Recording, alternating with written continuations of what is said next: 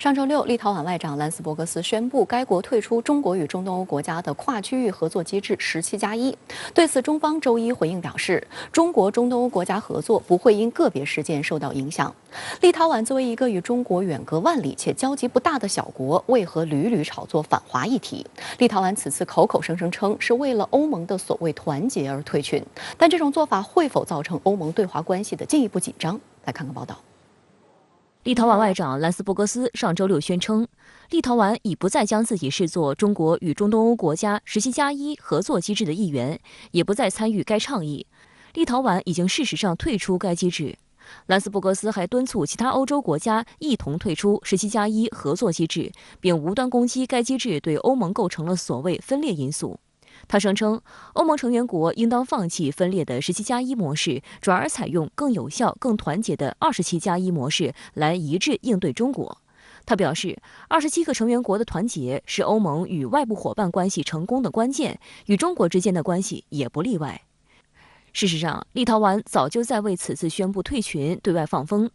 立陶宛国家电视台今年3月曾透露，该国议会外交委员会早前就已经同意退出17+1，但立陶宛官方没把话说死，只是宣称这个合作机制没给立陶宛带来预期的好处，并称该国计划集中精力发展与中国的双边经济关系，并在欧盟与中国合作框架中发展。而在正式宣布退群的前一天，立陶宛外长兰斯伯格斯在给美国政治新闻网欧洲版等媒体的电子邮件中就透露了这一决定。他实际上是以自己的这个所谓的利益，阻碍了其他国家与中国的合作，他实际上是破坏了中国与中东欧其他国家的这个利益纽带。应该说是中国与欧洲之间的一个利益的破坏者。我想它不是建设者。有观察指出，立陶宛的退出不会影响17+1整体的合作和发展。对于这一机制而言，自2012年成立以来，国际形势已经发生变化，中东欧国家的需求也发生了变化。17+1本身是基于自愿的，某些国家的退出，某种程度上有利于17+1机制更加聚焦务实合作，可以更好地调整方向与发展。中国外交部发言人赵立坚周一也表示，中国中东欧国家合作是中国同中东欧国家共同倡议成立的跨区域合作机制，符合各方合作共赢、共谋发展的愿望，为各国人民带来了实实在在的利益。中国中东欧国家合作符合各方共同利益，机制成立9年来成果丰硕，不会因个别事件受到影响。相信在机制成员国共同努力下，中国中东欧国家合作必将为有关国家人民带来更多福祉。尽管此次立陶宛以所谓欧盟团结为由宣布退出17+1，但这并不能掩盖该国政府近一段时间以来在对华政策上表现出的恶意。过去几个月里，立陶宛已多次炒作反华议题，试图就涉台、涉疆问题干涉中国内政，还附和美国等将新冠溯源问题政治化。特别是在上周四，立陶宛议会通过一项涉疆动议，污蔑中国在新疆实施所谓的种族灭绝，敦促联合国调查子虚乌有的所谓拘留营，并要求欧盟委员会重新审查与中国的关系。对于这份反华决议，中国驻立陶宛大使馆当天就发表声明，严厉谴责称，立陶宛部分议员罔顾中国在新疆等地取得的人权事业发展成就，以及维持香港繁荣稳定的有效措施，恶意炮制反华决议是一出基于谎言和虚假信息的拙劣政治表演。由于众所周知的历史原因，中东欧国家在2战结束之后或多或少受到了苏联的影响，所以他们骨子里对于不同的意识形态是有敌对情绪的。这一点在包括立陶宛在内的波罗的海3国尤为明显。2019年2月，立陶宛国家安全局就在一份年度报告中宣称，中国情报机构在立陶宛境内进行间谍活动，试图影响公众舆论及政府决策。中国驻立陶宛大使馆当时就对报告中针对中国的说法表示让人完全无法接受，令人震惊和意外，并驳斥所谓的中国情报威胁说法充满偏见且不负责任。特别是立陶宛期待美国在军事、在经济领域的一些援助之后，中国与立陶宛的关系呢发生了一些重大的变化。立陶宛反而是跳出来反华的一个重要的这个欧洲的力量。这明显的可以看得出来，有美国在后边的鼓动，也有包括立陶宛政治家向美国的示好。不只是立陶宛，波罗的海的另外2国拉脱维亚和爱沙尼亚也分别在2019年12月和去年2月，先后将中国列为所谓的安全威胁。分析认为，这些行为背后都有美国因素。由于历史原因，波罗的海国家缺少安全感，对北约和美国有一份远超西欧一般成员的特殊死忠。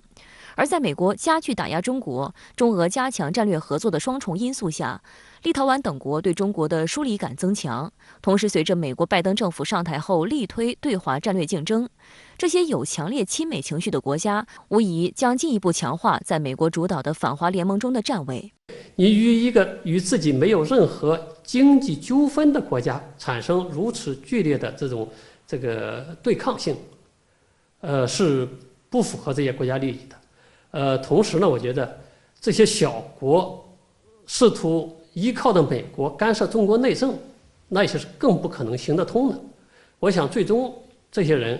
会认识到自己不可能改变中国，也不可能在中美之间博弈中取利。另外，立陶宛的举措也与近期中欧关系紧张有关。值得注意的是，今年3月，中国宣布对欧方严重损害中方主权和利益、恶意传播谎言和虚假信息的有关机构和人员实施制裁，名单中就包括一名立陶宛议会议员。这引起立陶宛一些人不满。这个议员名叫萨卡利尼，他就是上周立陶宛议会涉疆动议的提案人。而在立陶宛议会通过涉疆动议的同一天，欧洲议会也通过了冻结中欧投资协定的动议，要求欧洲议会暂停批准该协定。分析认为，立陶宛2天后就宣布退出17+1，并呼吁欧盟要以27+1与中国周旋，这明显是一种借势。香港明报周一的社评指出，中欧投资协定遭搁置，对中欧关系固然带来一定冲击，但对中欧经贸关系的影响象征大于实质，未必有太多实质伤害。而且欧盟原来就是中欧投资协定获益较大的一方，若协定果真拉倒，中方丢的是面子，欧方失的是里子，欧盟的损失显然更大。客观而言，中欧投资协定对德法意等欧盟大国利多，其他小国未必能从中得到多大好处。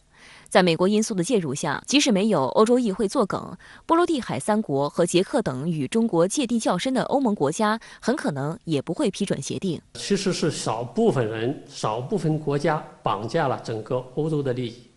他借用的就是欧洲的所谓的团结，包括欧洲的所谓的一票否决权。它实际上是破坏了欧洲自身的和平，自身的稳定，自身的团结。相关话题来连线特约评论员刘和平。刘先生您好，立陶宛外交部长突然宣布退出中国与中东欧国家17+1合作机制，并呼吁其他中东欧国家也跟随退出。那您觉得这背后深层次原因是什么？确实，对于立陶宛的这个举动，我相信很多中国人都会产生一种丈二和尚摸不着头脑的感觉。作为一个远在中东欧的国家，中国的新疆、香港、台湾问题跟你有什么关系？由于在地理位置上，中东欧国家仍然处于传统欧洲强国与俄罗斯的交汇处，以及处于以美国为首的北约跟俄罗斯的交汇处，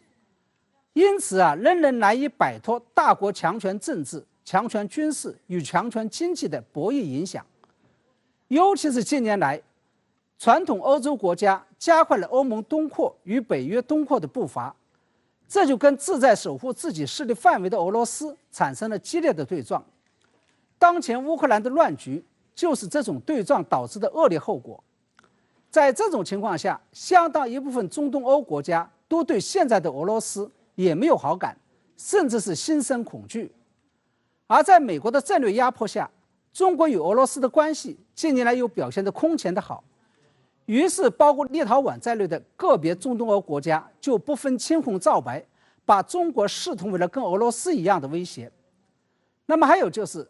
这件事情还跟最近中美博弈的大背景密切相关，甚至是深深地打上了拜登政府主动挑起的对华新冷战的烙印。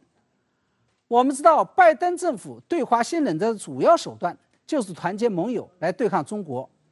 而团结盟友对抗中国的首要目标，就是要重新夺回自己的传统盟友，一度跟中国在经贸上打得火热的欧洲国家。为此，拜登政府已经成功的用煽风点火的方式，挑起了中国与传统欧洲强国的意识形态之争，中断了中欧投资协定的签约进程。在这种情况下，他们也一定不会放过中东欧国家。而立陶宛这次宣布退出中国与中东欧17+1合作机制，就是在这样一个大背景下面发生的。从中我们可以看出，由美国挑起的这场意识形态新冷战，正在改变着全球，尤其是欧亚大陆的地缘政治格局。一些欧洲国家正在选边站，向美国靠拢，而与此同时，中国与俄罗斯携手合作的战略态势也已经是日益的明显。立陶宛自己宣布退出中国与中东欧国家17+1合作机制的同时，还特别号召其他的中东欧国家也采取同样的措施，以防止欧盟出现分裂。那您觉得立陶宛的这一企图最终能够实现吗？我相信相当多的中东欧国家还是会本着理性务实的态度来看待中国与中东欧国家17+1合作机制的。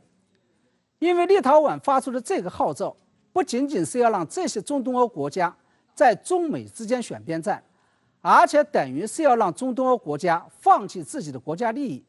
也就是放弃中国与中东欧经贸合作所带来的好处。我认为至少包括匈牙利、塞尔维亚在内的一些主张跟中国保持友好关系的中东欧国家不一定会跟随。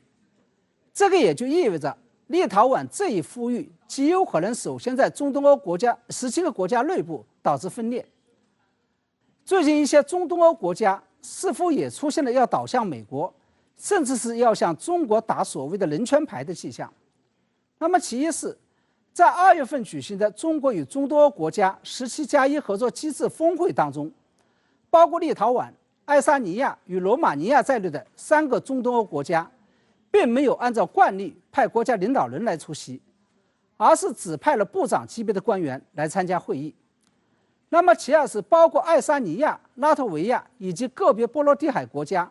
在最新发表的国家安全报告当中，把中国与俄罗斯看成的是同样的安全威胁。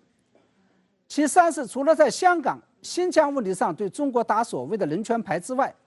包括立陶宛和捷克在内的一些中东欧国家，还在台湾问题上向中方发起了挑衅。我认为个别中东欧国家开始对中国抱持敌意，这些都是美国主动挑起中美之间意识形态纷争所导致的恶果。因为意识形态与价值观念问题，不仅主导着一个人、一个国家的思维方式与行事方式，而且是一个人与一个国家之间难以弥合的根本性分歧。只要在意识形态与价值观念上存在着根本性的分歧，而且这一分歧又被刻意挑起和放大了，那人与人、国与国之间的关系就会变得异常的复杂敏感。冷战结束之后，中美关系之所以能够迎来长达30年的相对稳定期，中欧关系之所以能够迎来长达40年的稳定期，归根到底就在于中美与中欧之间虽然存在着价值观念与意识形态上的分歧，但是当时双方在这一问题上采取了创造性的模糊，或者说是存而不认，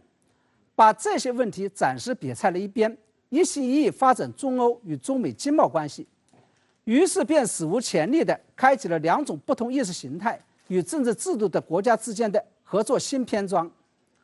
而现在的中美与中欧关系之所以出了大问题，就在于一度沉寂了的意识形态与价值观念分歧问题被美国刻意挑起来了，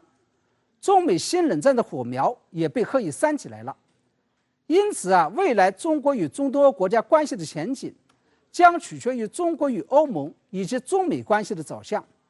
而中欧与中美关系的走向又取决于这场被刻意挑起的意识形态纷争何时能够被平息下来。